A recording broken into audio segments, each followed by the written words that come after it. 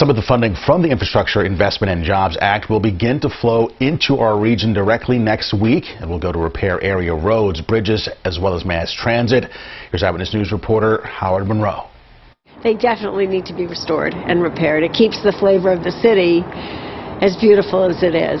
The they Meg Lyle is referring to are Philadelphia's bridges, but some of that beauty is becoming harder to notice. Yes, repair them, we need them, and we need them safe. 80 of Philadelphia's bridges, including the MLK Bridge crossing the Schuylkill River, have been deemed unsafe.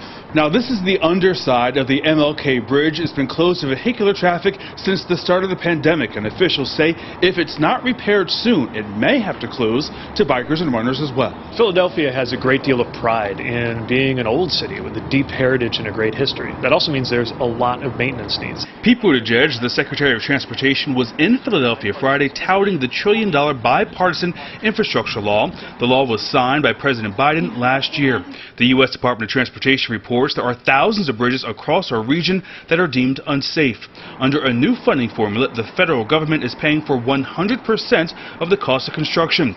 Billions of dollars will be paid out to the region in each of the next 5 years, beginning this year. This is the most that the federal government has committed to fix and repair and enhance bridges since the interstate highway system itself was created under President Eisenhower. Mass transit is also getting a boost in federal aid. SEPTA is getting an additional $120 million to come into compliance with the Americans with Disabilities Act. SEPTA service is only essential when it is accessible by all. Senator Pat Toomey was one of a few in our region's delegation to vote against the law. His office could not be reached on Friday, but the Republican said in a statement in August that it was, quote, too expensive, too expansive, and too unpaid for.